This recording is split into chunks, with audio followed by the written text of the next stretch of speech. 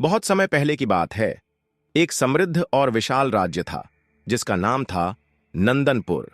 इस राज्य के राजा राजा वीरेंद्र एक महान योद्धा और न्यायप्रिय शासक थे। राजा वीरेंद्र के राज्य में प्रजा खुशहाल थी और राज्य की सीमाओं के भीतर शांति का माहौल था।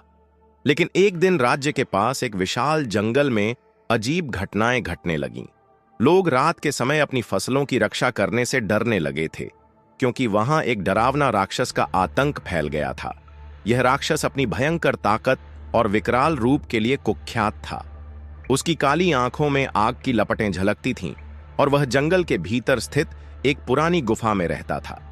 वह रात को बाहर निकलकर गांवों और शहरों को तबाह कर देता था और कई बार रातों रात कई लोगों को भी गायब कर देता था। उसकी इस क्रूरता से पूरे राज्य में भय का माहौल फैल चुका था। राजा वीरेंद्र को इस राक्षस के आतंक के बारे में खबर मिली तो वह गहरे चिंतन में डूब गए। राजा वीरेंद्र ने राज्य के सबसे साहसी और ताकतवर सैनिकों को बुलाया और उनसे कहा, यह राक्षस हमारे राज्य को नष्ट कर रहा है। हमें उसे खत्म करना होगा ताकि हमारी प्रजा को शांति मिल सके।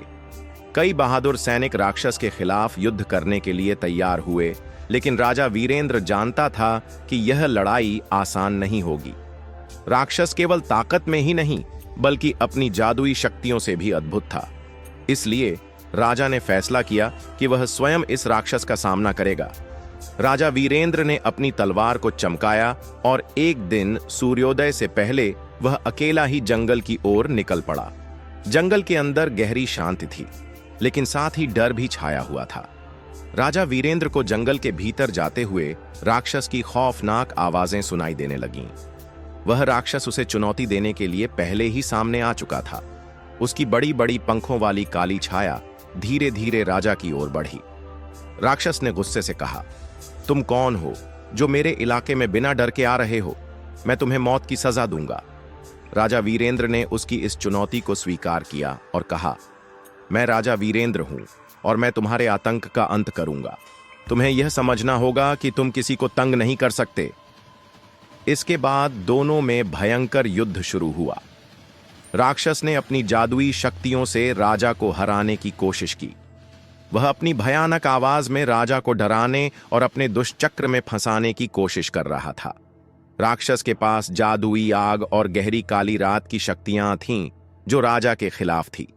लेकिन राजा वीरेंद्र का साहस और उसकी चतुराई कहीं से भी कम नहीं थी। राजा वीरेंद्र ने अपनी तलवार से राक्षस के हर हमले को नाकाम किया।